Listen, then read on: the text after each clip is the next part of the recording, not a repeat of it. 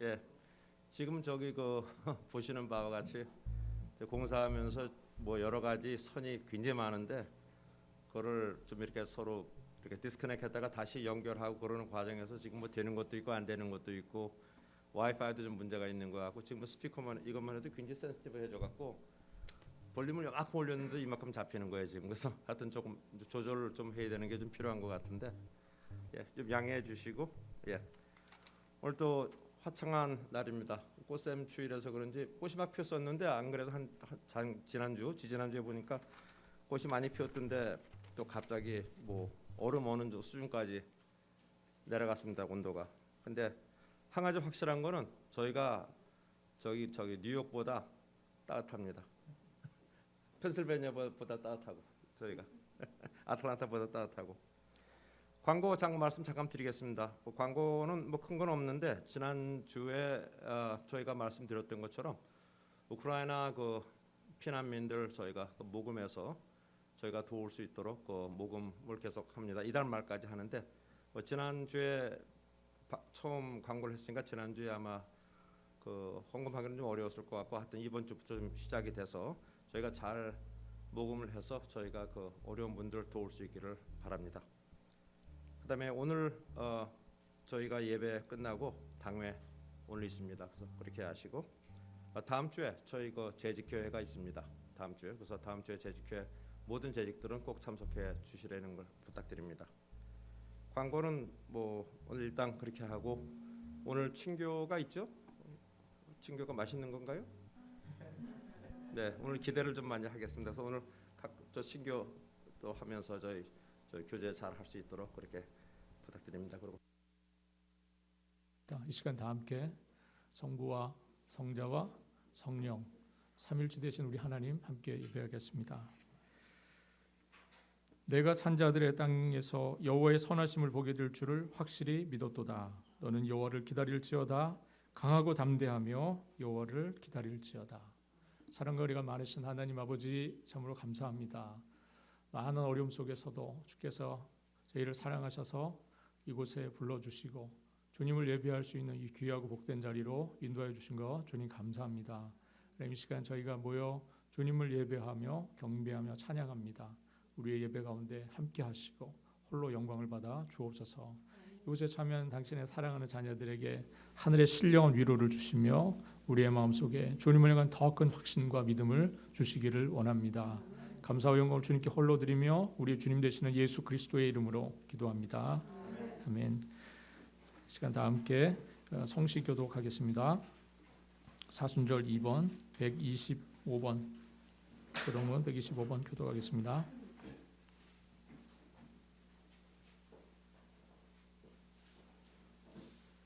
교독문 125번 사순절 둘째 주일 교독하겠습니다. 하나님이여 사슴이 시냇물을 찾기에 갈급함 같이 내 영혼이 하나님 곧 살아계시는 하나님을 갈망하나니 사람들이 종일 내게 하는 말이 내 하나님이 어디 있느뇨 하오니 내 영혼아 내가 어찌하여 낙심하며 어찌하여 내 속에서 불안해하는가.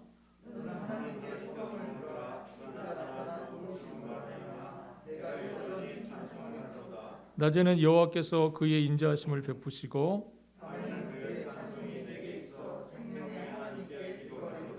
내 반석이신 하나님께 말하기를 어찌하여 나를 잊으셨나이까.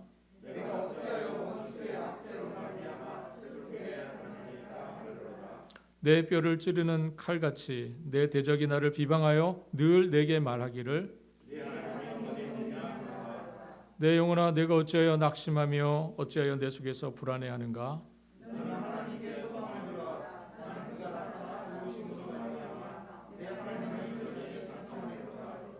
아멘. 시간 함께 사도신경으로 우리의 신앙을 주님 앞에 함께 고백하겠습니다. 전능하사 전지를 만드신 하나님 아버지를 내가 믿사오며 그 외아들 우리 주 예수 그리스도를 믿사오니 이는 성령으로 잉태하사 동정녀 마리아에게 나시고 본디오 빌라도에게 고난을 받으사 십자가에 못 박혀 죽으시고 장사한 지 사흘 만에 죽은 자 가운데서 다시 살아나시며 하늘에 오르사 전능하신 하나님 우편에 앉아 계시다가 죄로서 산자와 죽은 자를 심판하러 오시리라. 성령을 믿사오며 거룩한 공예와 성도가 서로 교통하는 것과 죄를 사하여 주시는 것과 몸이 다시 사는 것과 영원히 사는 것을 믿사옵나이다. 아멘. 시간 함께 찬송가 9장 찬양으로 우리 하나님께 영광을 돌리시겠습니다.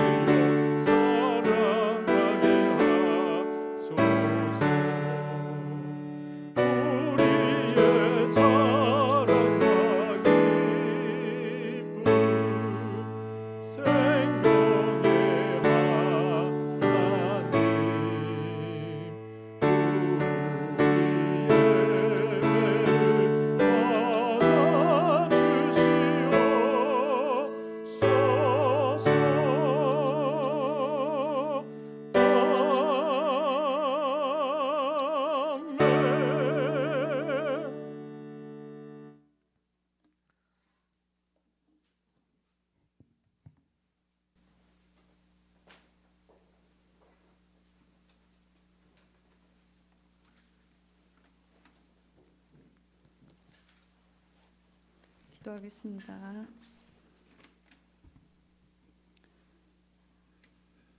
독생자 예수님을 십자가에 내어 주시기까지 저희를 사랑하시는 하나님을 찬양합니다.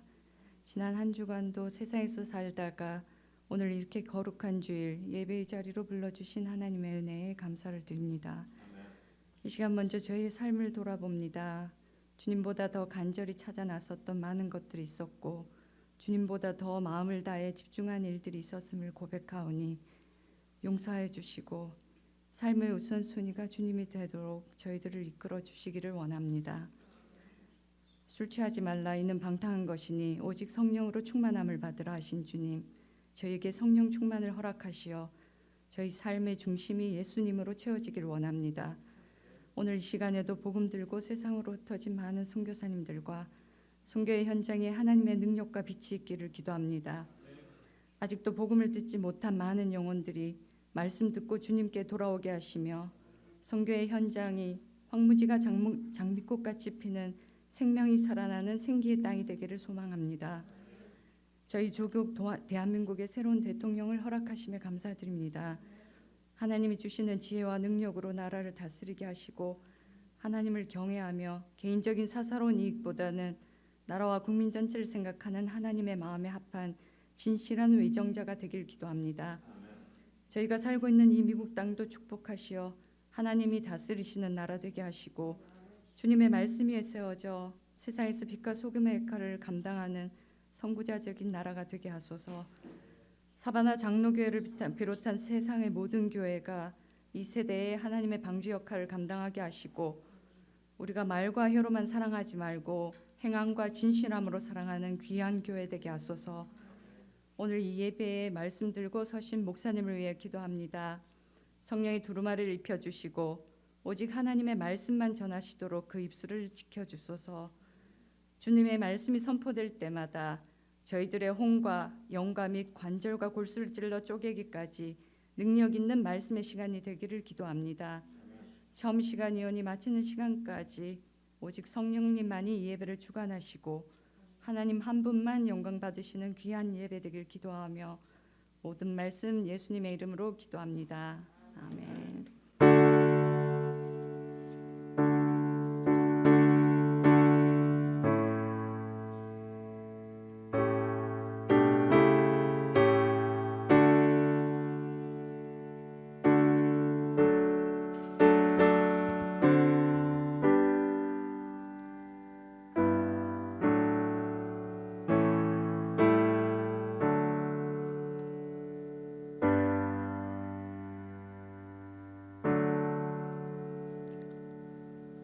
시간 준비하신 예물을 드리는 시간입니다. 시간 준비한 예물을 두고 우리 다 함께 만복의 근원 되시는 우리 하나님 함께 찬양합니다. 만복의 근원 하나님 온 백성 찬송 드리고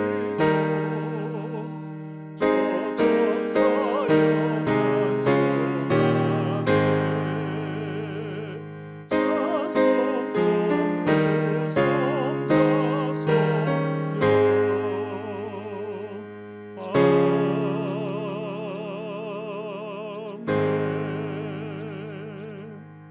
사랑과 은혜가 많으신 하나님 아버지, 주님의 은혜로 말미암아 저희들의 삶에 주신 많은 복록들 저희가 감사함으로 헤아려서 예물을 주 앞에 드립니다. 주님 홀로 받으시고 영광을 받아 주옵소서. 하나님 저희들의 삶을 늘 돌보시는 하나님, 주님의 은혜에 늘 감사하지 아니할 수 없습니다. 신마다 때마다 역사하신 주님의 은혜로 말미암아 저희가 날마다 은혜 중에 거함을 이 시간 고백합니다. 하나님 이 예물이 그 고백이요 그 주님을 향한 저희의 믿음임을 주께서 기억해 주시고 홀로 흠양하여 주시기를 간절히 원합니다. 우리의 마음이 다른 곳에 있지 아니하며 늘 주님께 둘 수 있도록 주께서 도우시고 우리의 삶을 주님 안에서 늘 형통케 이끌어 주시기를 간절히 원합니다. 제 삶에 늘 주님의 은혜와 평안이 넘치는 삶 되게 하시고 시냇가에 잘 심겨진 나무처럼 정말 때를 맞춰서 귀한 열매들로 주님께 영광 돌리는 저희의 삶이 되도록 주님 인도하여 주옵소서. 주님께 드려진 예물이오니 주께서 기억해 주시고 하나님 이 예물이 많은 생명들 살리는 곳에 복되게 사용되어 줄 수 있도록 주여 은혜를 베풀어 주옵소서. 특별히 오늘부터 저희가 우크라이나의 그 어려운 일들을 저희가 기억하며 하나님 함께 헌금하고 있습니다. 주께서 이 헌금 위에도 은혜를 더해 주시고 넘치게 역사하여 주시기를 간절히 원합니다. 어려운 중에도 넘치게 연보가 역사할 수 있도록 주님 도와주시고 하나님 우리가 그리스도 안에서 주님의 사랑을 드러내는 귀하고 복된 기회가 될 수 있도록 주님 도와주옵소서. 감사 영광을 주님께 홀로 드리며 우리 주님 되시는 예수 그리스도의 이름으로 기도합니다. 아멘. 이 시간 우리 함께 하나님 말씀 보겠습니다. 오늘 우리에게 주시는 주님의 말씀 보겠습니다. 요한복음 3장입니다.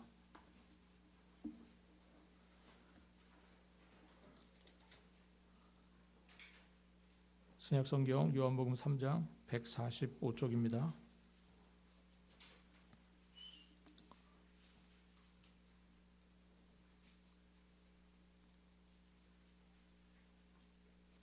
한 절씩 교독을 하겠습니다. 요한복음 3장 1절부터 제가 읽겠습니다. 저희가 주보에는 13절까지로 되어 있는데 15절까지 읽도록 하겠습니다. 마지막 15절은 합독을 하겠습니다. 제가 1절을 읽습니다. 그런데 바리새인 중에 니고데모라는 사람이 있으니 유대인의 지도자라.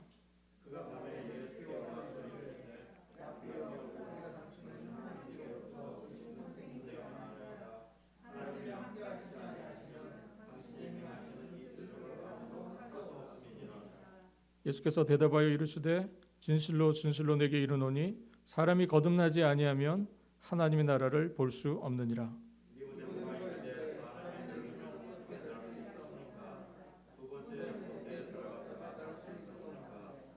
예수께서 대답하여 이르시되 진실로 진실로 내게 이르노니 사람이 물과 성령으로 나지 아니하면 하나님의 나라에 들어갈 수 없느니라. 내가 내게 거듭나야 하겠다 하는 말을 놀랍게 여기지 말라.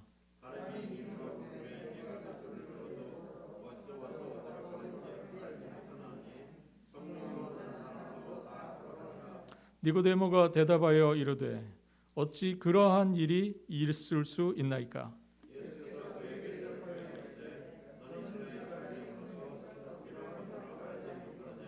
진실로 진실로 내게 이르노니 우리는 아는 것을 말하고 본 것을 증언하노라. 그러나 너희가 우리의 증언을 받지 아니하는도다.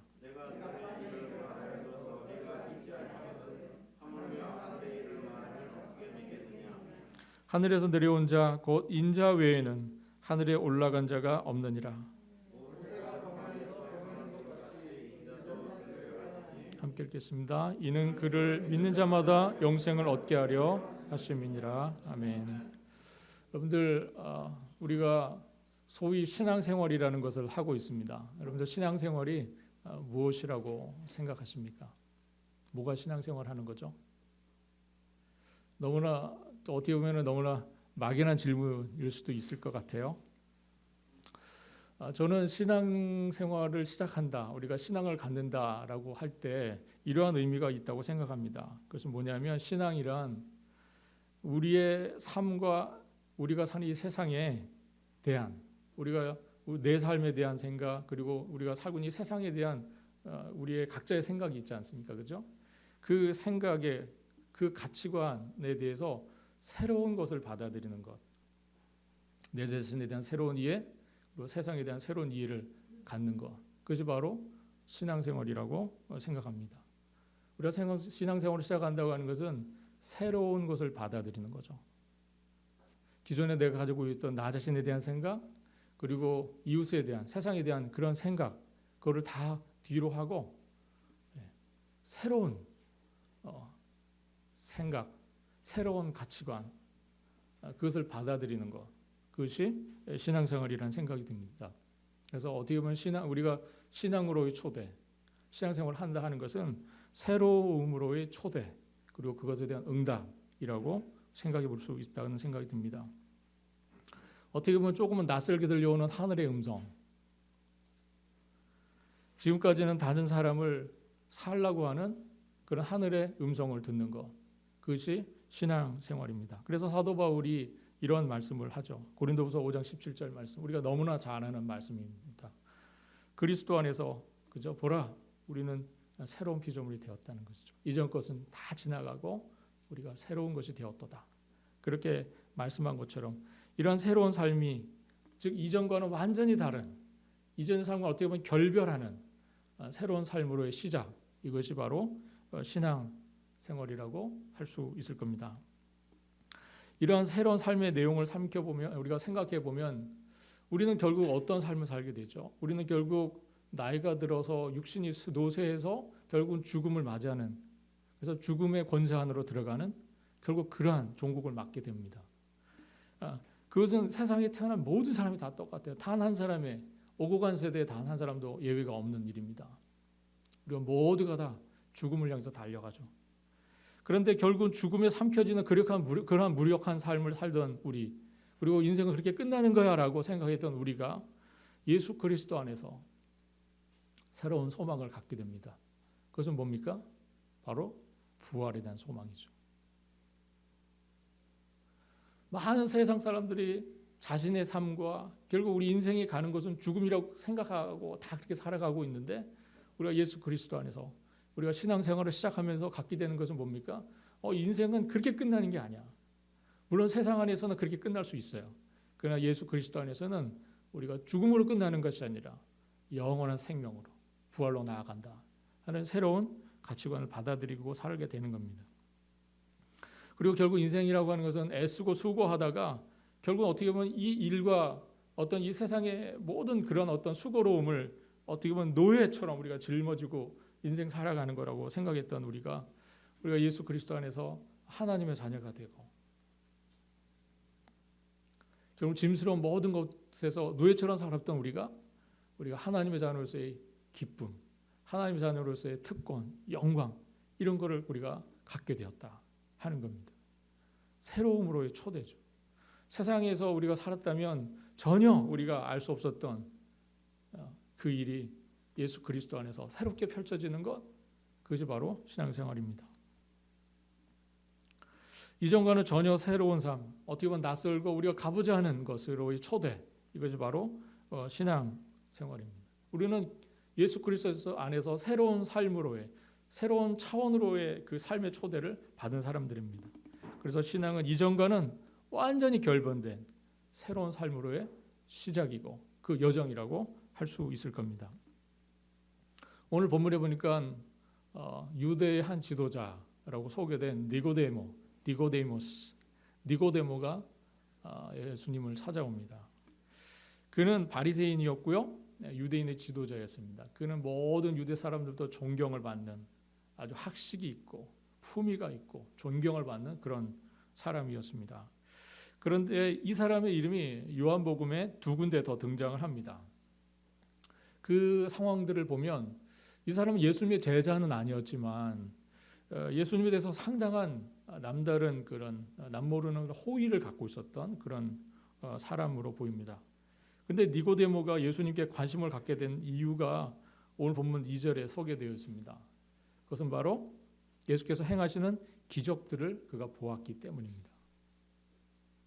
예수께서 행하시는 표적들을 그가 보았기 때문에 예수님에 대한 관심을 갖게 되었습니다. 그런데 이 표적들은 오늘 본문은 아니지만 오늘 본문이 시작되는 그 앞에 2장 끝에를 보면 예수님께서 6월절에 예루살렘에 올라가셔서 많은 기적들, 표적들을 행하시는데 그 일들을 본 것 같아요. 그 표적들을 얘기하는 것 같습니다. 그래서 그 표적들을 보고 많은 사람들이 예수님을 믿게 되었다고 말씀을 합니다. 그 많은 표적을 보고 예수님을 믿게 된 많은 사람들 중에 니고데모가 있는 거예요. 니고데모가 혼자 찾아왔음에도 불구하고, 밤에 혼자 찾아오죠. 그럼에도 불구하고 우리라고 하는 표현을 사용하는 걸 보면 니고데모처럼 예수님의 표적을 보고 예수님을 믿게 되었던 많은 사람들이 있었던 것으로 보입니다. 니고데모도 그러한 사람들 중에 하나였습니다. 그런데 그가 밤에 찾아왔다고 오늘 본문의 상황을 소개하고 있습니다. 밤에 찾아왔다는 것은 시간적으로 밤이라는 의미라기보다는 그가 몰래 찾아왔다는 그런 의미일 겁니다. 남의 시선을 피해서 몰래 찾아온 것이죠. 요한복음 안에서 예수님은 요한복음 1장에서 예수님은 빛이십니다. 그리고 세상은 어둠으로 표현이 돼요. 진리를 따르는 자는 빛으로 나아오는데 니고데모는 빛이신 그 예수님을 지금 찾아온 것입니다. 그런데 그는 아직도 어둠 속에 있는 사람이에요. 아직은 어둠 속에 있는 그 어둠을 벗어나지 못한 그런 사람입니다. 본문 속의 밤이라고 하는 시간은 어떤 물리적인 시간을 의미하는 것이 아니라 어둠, 특히 니고데모의 영적인 상태를 보여주는 그런 표현이라고 어떤 그런 은유적 표현이라고 우리가 볼 수 있을 겁니다. 예수님을 가리켜서 그가 하나님께로부터 오신 분이라고 이해를 하고 있습니다. 하나님께로부터 오신 분이라고 니고데모는 예수님을 이렇게 이해했어요. 그러나 그럼에도 불구하고 니고데모는 여전히 어둠 속에 있었던 겁니다. 많은 유대인들이 표적을 보고 예수님을 믿었던 것처럼 니고데모 역시 예수님께서 행하신 놀라운 기적들, 그 signs and wonders, 그 기적과 표적을 보고 예수님을 믿은 거죠. 그런데 그런데 본문 우리가 성경에서 그러한 믿음, 우리가 표적과 이적을 보고 믿게 되는 그러한 믿음을 이렇게 아주 긍정적으로 성경은 말씀하고 있지 않는다는 거예요. 그러한 믿음, 뭔가 기적을 보고 뭔가 표적을 보고 예수님을 믿게 되는 것, 이러한 믿음에 대해서는 성경이 그렇게 긍정적으로 말하고 있지 않아요. 마태복음 12장 39절을 보면 표적을 보여주기를 요구하며 왔던 많은 서기관들과 바리새인들이 있었습니다. 그들에 대해서 예수님께서 악하고 음란한 세대가 표적을 구하나 선지자 요나의 표적밖에는 보일 것이 없다, 이렇게 주님께서 이렇게 말씀하신 적이 있습니다. 악하고 음란한 세대가 표적을 요구하는 거죠. 정말 진실한 마음으로 주님을 찾는 것이 아니라는 그런 말씀입니다. 우리가 기독교 신앙을 대표하는 성경 말씀 중에 아마 오늘 본문 3절 말씀이 아마 들어갈 겁니다. 3절 말씀 한번 상기하면서 보겠습니다. 예수께서 대답하여 이르시되 진실로 진실로 내게 이르노니 사람이 거듭나지 아니하면 하나님 나라를 볼 수 없느니라. 사람이 거듭나지 아니하면, 중생하지 아니하면 하나님 나라를 볼 수 없느니라. 이거 우리 모두가 기독교 신앙에서 우리가 아주 대표적으로 꼽는 말씀 중에 하나일 겁니다. 그런데 여기서 우리가 거듭이라고 하는 단어, 이게 아노덴이라고 하는 단어인데요. 이 단어를 오늘 본문에서는 거듭이라고 이렇게 번역을 했어요. 그래서 우리가 영어 성경에서는 again 이렇게 번역을 합니다. 그런데 사실 이 단어는요, 두 가지 단어가 이렇게 합쳐져서 하나가 된 단어입니다. 그런데 그 의미가 뭐냐면 앞에 단어는 뭐뭐 위에 라는 뜻이고요. 두 번째는 뭐뭐로부터라는 단어예요. 그래서 뭐뭐 위에 뭐뭐로부터라는 단어가 딱 붙어져서 만들어진 단어인데, 이것을 좀 더 실제적인 의미를 우리가 번역을 해보면 위로부터라는 뜻이 되는 겁니다. 위로부터. 이것이 거듭이라는 이 헬라어 단어의 원래 오리지널 미닝입니다, 사실은. 근데 이것을 우리가 번역할 때 거듭이라고도 번역하고 다시라고도 번역하고 이렇게 하는 겁니다. 그런데 사실 이 단어의 오리지널 미닝은 그거예요. 위로부터라는 뜻입니다. 위로부터. 그러므로 3절을 좀 더 우리가 정확하게 들여다보면 다시 태어나야 하나님 나라를 볼 수 있다, 거듭나야 하나님 나라를 볼 수 있다라고 하는 이 말씀의 의미는 위로부터 태어나야 하나님 나라를 볼 수 있다, 그런 뜻입니다. 위로부터 태어나야 하나님 나라를 볼 수 있다. 예수님 위로부터 태어나야 하나님 나라를 볼 수 있다고 말씀하셨는데, 니고데모는 다시 태어나야 하나님 나라를 볼 수 있다고 이 말을 그렇게 이해를 한 겁니다. 그래서 born from above 이렇게 이해를 해야 되는데 born again 이렇게 이해를 한 거예요. 근데 우리 모두가 그렇게 이해를 해요. 대부분의 영어 성경도 다 born again으로 이렇게 이 단어를 번역합니다. 일부 몇 개의 성경 번역에서 born from above 이렇게 번역을 해요. 위로부터 태어난다, 이렇게 번역을 합니다. 성경 전체를 놓고 볼 때 이 본문의 정황에서 예수님은 분명히 위로부터 태어나야라고 의미로 말씀하신 것이 분명합니다. 그런데 니고데모 오해를 했어요. 그래서 뭐라고 4절에 질문합니까? 우리가 어머니 뱃속으로 들어갔다 다시 태어나야 합니까? 이렇게 질문합니다. 그 말씀을 듣고 우리가 거듭나야 하나님 나라를 볼 수 있다 이렇게 말씀하니까, 그러면 우리가 다시 태어나야 되는 겁니다. 어머니 모태에 들어갔다가 다시 태어나야 하나님 나라에 갈 수 있는 겁니까? 하나님 나라를 볼 수 있는 겁니까? 이렇게 니고데모가 질문을 합니다. 이러한 혼란은, 이러한 오해는 오늘날 많은 그리스도인들에게도 일어나는 일이라는 생각이 듭니다. 이러한 오해 때문에 우리가 어려움이 생기는 거죠. 다시라는 의미를 우리가 위로부터라는 의미로 새롭게 온 본문을 읽어야 우리의 본문의 의미가 좀 더 깊이 우리가 이해할 수 있는 부분이라고 생각합니다. 그렇다면 우리가 위로부터 태어난다는 게 뭐냐 하는 것이죠. 그렇다면 주님께서 말씀하신 위로부터 태어난다, 무슨 의미냐 하는 겁니다. 요한복음 안에서 이 표현의 의미는요, 하나님으로부터라는 의미입니다. 위로부터라는 것은 하나님으로부터라는 의미예요. 우리가 요한복음 1장 3절 13절을 보면 이는 혈통으로나 육정으로나 사람의 뜻으로 나지 아니하고 하나님께로부터 난 자들이니라 하는 말씀이 있어요. 하나님께로부터 난 자들, 그런 말씀이 나옵니다. 또 마태복음 우리가 1장을 보면 거기에 예수님의 족보가 나오는데 아브라함이 이삭을 낳고 그리고 이삭이 야곱을 낳고 하는 말씀이 있습니다.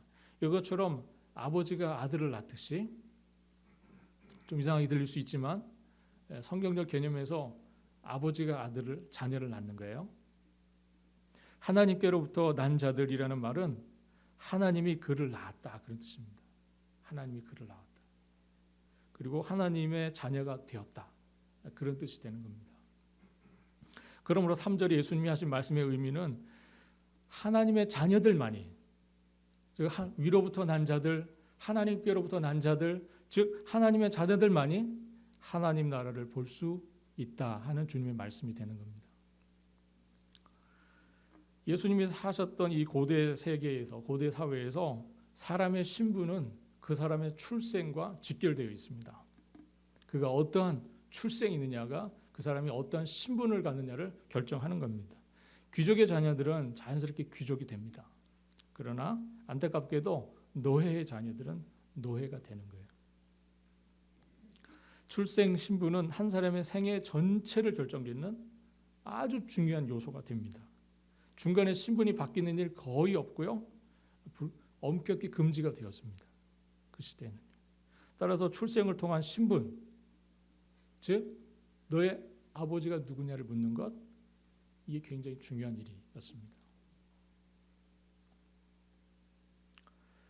왜냐하면 그것이 그 사람의 신분을 결정하기 때문에 그렇습니다. 하나님의 자녀는 그래서 정말 중요한 것은 그 아버지의 지위가 무엇이냐가 굉장히 중요해요. 지위가 무엇이냐. 왜냐하면 자녀는 그 아버지의 지위를 계승하기 때문에 그렇습니다. 아버지의 지위를 계승할 뿐만 아니라 아버지의 상속자가 되고요, 그리고 아버지의 집을 자신의 집으로 삼게 됩니다.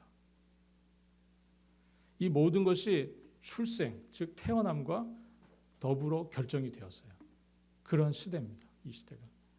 그러므로 누구로부터 태어났느냐, 즉 너의 아버지가 누구냐 하는 문제는 굉장히 중요한 문제였습니다.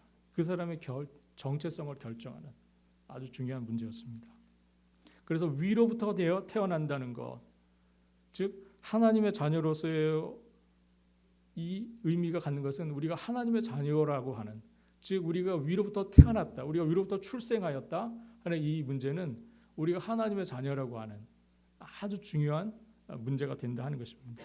하나님의 자녀는 하나님과 같이 존엄한 주의를 계승받게 되고요, 하나님의 모든 유업을 우리가 상속받게 되죠. 하나님의 자녀들은. 그리고 더 나아가서 하나님의 집을 곧 나의 집으로 삼을 수 있게 되는 겁니다. 그것이 바로 하나님의 자녀들입니다. 하나님의 자녀는 바로 그러한 사람들이죠. 하나님의 자녀는 하나님께 속해 있는 이들이죠. 세상에 속해 있지 않습니다. 이들만이 하나님 나라를 볼 수 있어요. 이들만이 하나님 나라를 볼 수 있다고 주님께서 말씀하십니다. 또 이들만이 하나님 나라에 들어갈 수 있다고 말씀합니다. 이것이 바로 오늘 본문 6절에 육으로 난 것은 육이요 영으로 난 것은 영이라고 말씀하신 말씀의 의미이기도 합니다. 예수님이 이 말씀을 듣고 있다가 니고데모가 질문 하나 던집니다. 그러면 어떻게 하여야 그런 일이 가능하겠습니까? 그럼 어떻게 하여야 그런 일이 가능합니까? 니고데모만이 아니라 예수님을 랍비라고 선생이라고 부르며 찾아왔던 많은 바리새인들이 한결같이 비슷한 질문을 던졌어요. 무엇을 하여야 영생을 얻을 수 있습니까? 무엇을 하여야 하나님의 나라에 들어갈 수 있습니까? 그렇게 물었어요. 바리새인들뿐만 아니라 대부분의 사람들이 어떠한 원하는 것이나 아니면 권리, 지위를 차지하려면 그거에 걸맞는 자격을 갖고 있어야 된다고 생각을 합니다. 우리가 뭔가 원하는 것을 얻고자 할 때, 그리고 우리가 뭔가 어떤 권리를 차지한다고 할 때 그거에 합당한 지위, 그거에 합당한 어떤 자격이 있어야 그 일을 할 수 있다고, 그것을 가질 수 있다고 생각을 합니다. 하지만 어떻게 또 무엇을 하여야 하나님의 자녀가 되는가라고 하는 이 니고데모의 질문만큼 어리석은 질문이 또 없습니다. 왜 그렇습니까? 우리가 어떻게 하여야 누구의 자녀가 되는 것이 아니기 때문에 그래요. 우리가 누군가의 자녀로 출생하는 문제가 내가 뭔가 자격을 갖춰서 자녀로 출생하는 게 아니지 않습니까? 그런데 많은 사람들이, 오늘 니고데모를 비롯한 많은 유대인들이 뭔가 자격을 갖춰야, 뭔가를 해야 하나님의 자녀가 된다고, 하나님의 백성이 된다고 생각을 했습니다. 태어나는 사람은요, 태어나는 당사자는 그냥 전적으로 수동적으로 태어나는 겁니다. 그렇지 않습니까? 출생이 내가 뭔가를 결정하는 일입니까? 내가 뭔가 수고를 하고 뭔가 자격을 갖추고 능력을 갖춰야 내가 출생을 하는 겁니까? 그렇지 않잖아요. 우리가 세상적인 이치를 봐도 출생은 그냥 정말 수동적인 일입니다. 내가 어느 집안의 자녀로 태어나는 일을 내가 결정하는 게 아니에요. 그냥 결정되는 겁니다. 그렇게 되는 거죠. 출생에는 정말 할 수 있는 일이 없는 거예요. 우리 자신이. 우리 본인이 할 수 있는 게 아무것도 없는 겁니다. 어떤 자격을 갖추어야 누구의 자녀로 태어나는 것이 절대로 아니기 때문에 그렇습니다. 우리가 하나님의 자녀로 태어난 일도 역시 마찬가지다 하는 말씀이에요. 태어나는 나의 입장에서 거듭 태어나는 것은 내가 할 수 있는 일이 아닙니다. 그래서 거듭남이라고 하는 것을 위해서, 중생하기 위해서 자격을 갖추는 것, 그래 하나님의 자녀가 될 수 있다고 생각하는 것은 잘못된 생각이에요. 하나님의 자녀로 태어나기 위해서 내가 감당해야 될 몫이나 내가 해야 될 어떤 능력이, 갖춰야 될 능력은 거기에 없어요. 0%입니다. 7절과 8절 말씀 한번 읽겠습니다. 내가 내게 거듭나야 하겠다는 말을 놀랍게 여기지 말라. 바람이 임의로 불매 내가 그 소리를 들어도 어리더워서 어디로 가는지 알지 못하나니 성령으로 난 사람도 다 그러하니라. 예수님의 말씀대로 바람이 부는 것과 그 바람이 부는 방향에 대해서 아무도 알 사람이 없어요. 그리고 그것을 간섭할 수 있는 사람도 아무도 없습니다. 바람의 방향을 누가 결정하겠어요? 아무도 없습니다.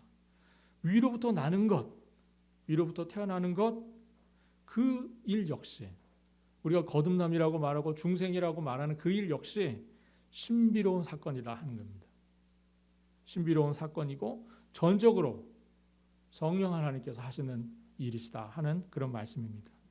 죄인된 우리를 십자가의 현장으로 이끌어 가시는 것도 성령 하나님의 일이시고, 또 그 앞에서 자기의 죄를 자복하고 철저하게 회개하게 만드는 것도 성령 하나님의 역사이시고, 그리고 그 가운데 구원의 기쁨을 갖게 하시는 것도 성령 하나님의 역사이십니다. 할렐루야. 예수 그리스도께서 이루신 구원 사역을 우리 한 사람 한 사람 각자에게 적용하시는 역사, 효과적으로 나타나게 하시는 이 역사는 바로 성령 하나님의 일이십니다. 그분의 주도적인 일이세요. 그분의 주권적인 일이시고요. 누구도 간섭할 수 없는 일이십니다. 하나님의 자신의 기뻐하신 뜻 가운데 가장 지혜로우시고 가장 선하신 그분의 선하신 뜻 가운데 이루어지는 역사, 그것이 바로 예수 그리스도의 구원의 십자가의 그 놀라운 은혜를 우리에게 적용하시는 성령 하나님의 고유한 일이십니다.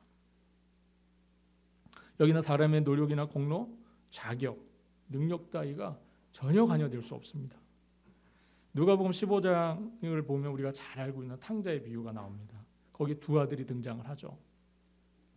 아버지에게서 일찍 둘째 아들이 유산을 받아갑니다. 그래서 먼 곳으로 가서 다 탕진을 해요. 원래 유산을 받는다는 것은 아버지가 돌아가셔야 받는 거거든요. 그런데 미리 받았어요. 굉장한 이건 불효거든요. 사실 요구한다는 것 자체가. 그런데 아버지가 워낙 선하신 분이니까 그냥 주셨어요. 유산을 미리. 근데 이 친구가 다 나가서 탕진하고 맙니다. 그래서 그가 아버지에게 죄를 지었다고 생각하고 더 이상 그 아버지의 내가 아들로 받아들여 줄 수 없다. 그렇게 생각을 합니다. 그래서 나는 아버지의 아들이 더 이상 아니다. 결론을 내려요. 누가복음 15장 18절 19절에 나옵니다. 반면에 아버지의 뜻에 늘 복종하고 아버지의 명령을 거의 어긴 적이 없이 아버지 집에서 늘 충성하는, 아버지께 충성하는 큰 아들이 있었습니다. 그는 자신이 아버지를 잘 섬기고 있었기 때문에 충성스럽게 아버지를 섬기고 있어요. 자신이야말로 아버지의 참된 아들이다 이렇게 늘 생각을 했을 겁니다. 그러나 아버지의 생각이 달랐습니다. 아버지 생각은 달랐어요. 작은 아들이 저지른 잘못과 관계없이 그 작은 아들은 변함없이 자신의 아들이었습니다. 그 큰 죄를 짓고 그 큰 죄를 잘못했는데도 아버지에게는 둘째 아들도 아들이었습니다. 큰 아들 역시 아버지의 아들이었습니다. 이는 그가 충성스럽게 아버지를 섬겼다는 그 사실 때문이 아니었어요. 그의 충성스러움 때문에 그 큰 아들이 아버지의 아들로 인정된 것이 아닙니다.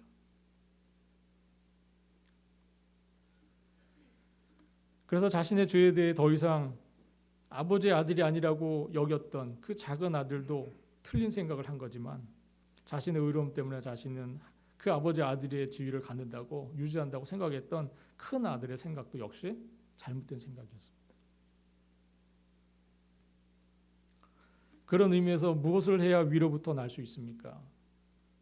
하는 이 니고데모의 질문은 잘못된 질문이죠. 어리석은 질문입니다. 우리가 하나님의 자녀가 되는 것, 우리가 위로부터 태어나는 것, 거듭나는 것, 이것은 아버지신 하나님의 기쁘신 뜻 가운데 이루어지는 일입니다. 우리의 노력과 수고가 아니에요. 우리는 전적으로 선택받은 거죠. 택함 받은 거죠. 놀라운 은혜가 아닐 수 없습니다. 누가 위로부터 태어나는 사람이고 누가 아닌가를 우리가 굳이 가름해야 한다면 우리는 정말 우리의 제한되고 불안정한 언어로 이 정도로 말할 수 있을 것 같아요.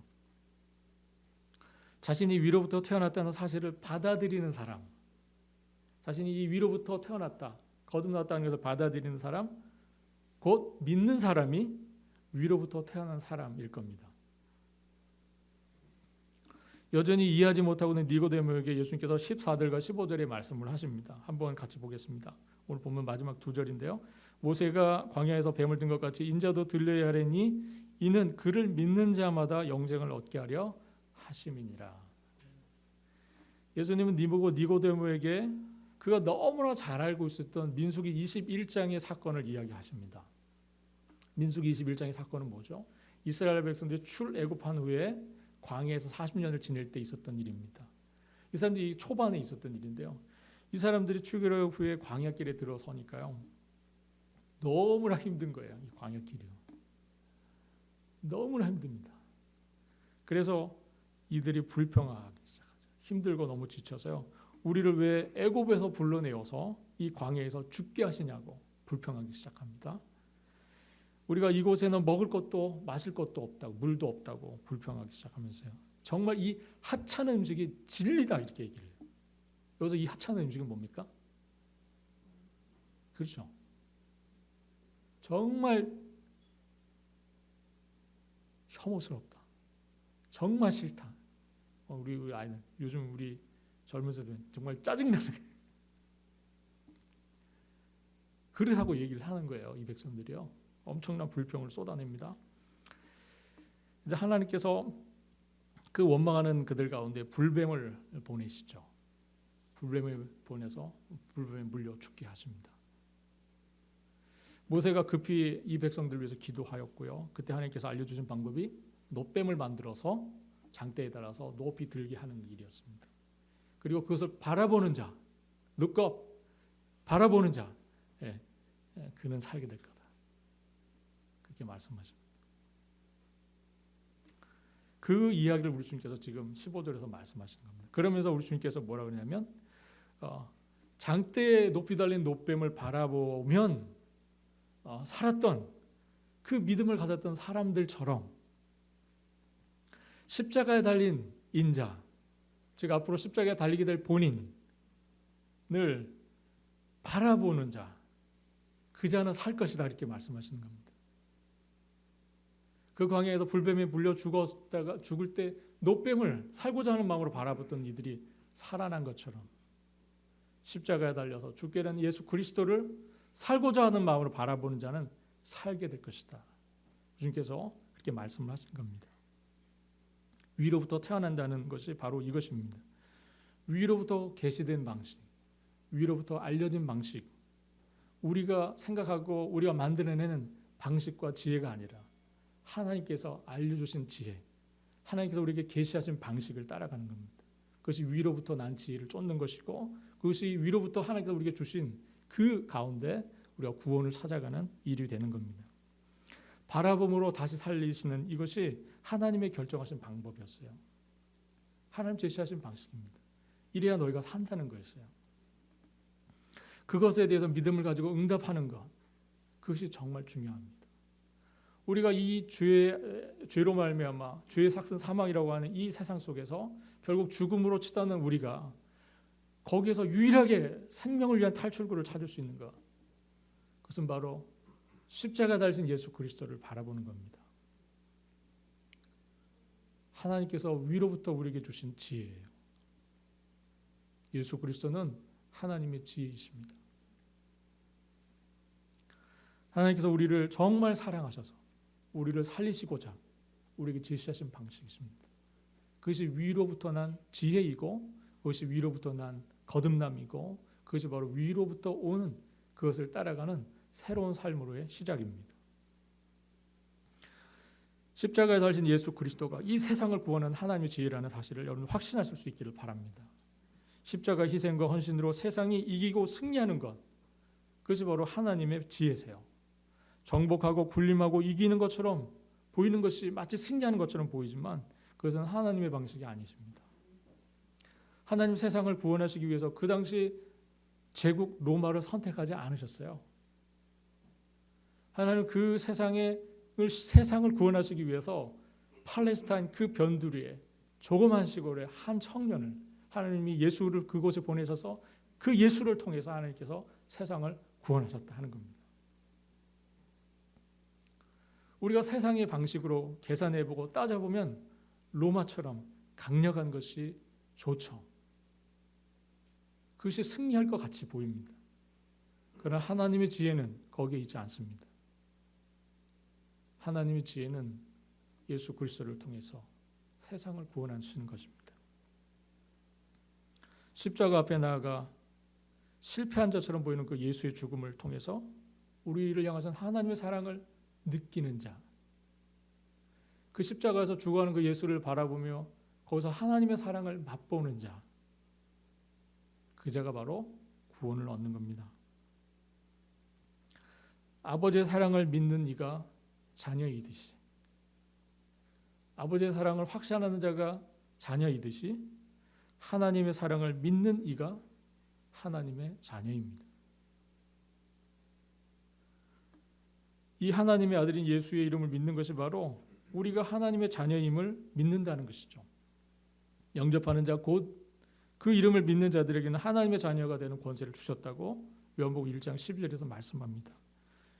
거듭남, 위로부터 임하는 것이라고 하는 이 말씀, 거듭남이라고 하는 것은 바로 위로부터 온다 하는 이 사실을 여러분들 꼭 잊지 마시기를 바랍니다.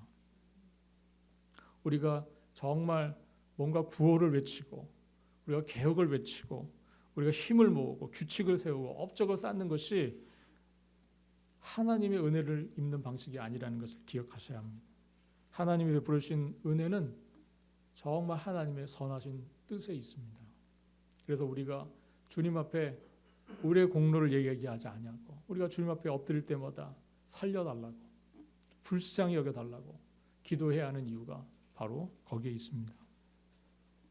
왜냐하면 하늘로부터 은혜가 부어져야 하기 때문입니다. 하지만 우리로서는 그때가 언제인지 또 어디로부터 시작되어 어디로 가는 것인지 우리가 알 수 없기 때문에 전적으로 주님의 선하심을 의심하지 아니하고 기다리는 것이죠. 성령의 충만함을 입을 때까지 기다리는 겁니다. 분명한 것은 바람이 임의로 불지만 흔들리는 가지를 보며 바람의 존재를 확신할 수 있는 것처럼 우리가 그렇게 성령의 충만함을 확신해 나갈 수 있을 겁니다. 우리의 삶을 성령께서 바꾸어 나가실 것, 우리의 삶을 성령 하나님께서 그렇게 이끌어 나가실 것을 여러분들 확신하며 이 사순의 시간들, 사순절의 여정을 잘 감당해 나가실 수 있기를 우리 주님의 이름으로 바라겠습니다. 기도하겠습니다. 하나님 아버지, 오늘 저희가 사순절 둘째 주일 아침을 마쳤습니다. 고난 주간을 끝자락으로 나가는 이 사순의 여정 속에서 주님 저희에게 말씀하여 주시고 우리로 하여금 성령의 충만함을 더딥혀 주시기를 간절히 원합니다. 위로부터 임하시는 주님의 은혜가 이곳에 앉은 당신의 사랑하는 자녀들 한 사람 한 사람 위에 임하게 하여 주시고 그 신령한 위로가 우리의 가슴 속에 뜨겁게 역사할 수 있도록 주님 도와주옵소서. 우리 모두가 성령의 충만함을 입어 나가게 하시고 주님께서 오라고 하신 따르러 가신 그 십자가의 길을 믿음으로 묵묵히 따라가는 주의 제자들 다 될 수 있도록 축복하여 주옵소서. 감사와 영광을 주님께 홀로 드리며 우리의 주님 되시는 예수 그리스도의 이름으로 기도합니다. 아멘. 함께 찬양하겠습니다. 찬송가 285장입니다.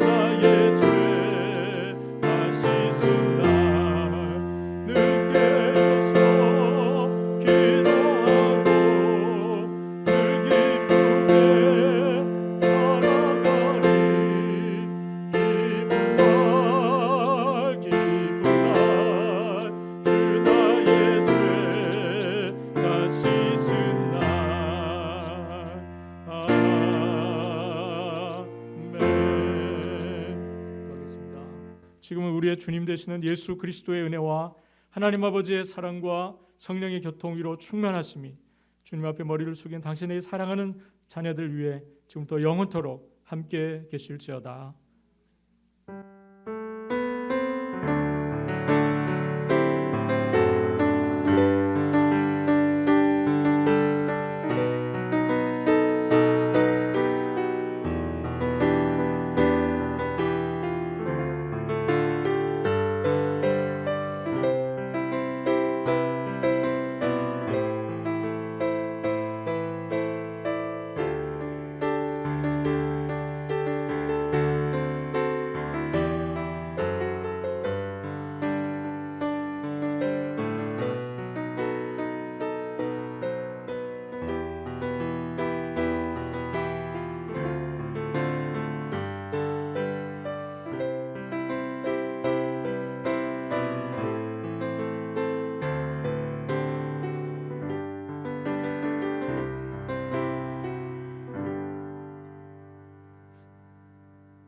한 가지 광고를 더 좀 드리고 싶은데요. 혹시 우리가 이렇게 주변에 우크라이나야 어려운 일들, 난민들 돕는 일 뜻을 갖고 계시는 분들이 계실 거예요. 크리스찬이 아니래도 혹시 그런 분들 주변에 계시면 저희가 헌금을 하고 있다고 알려주시고요.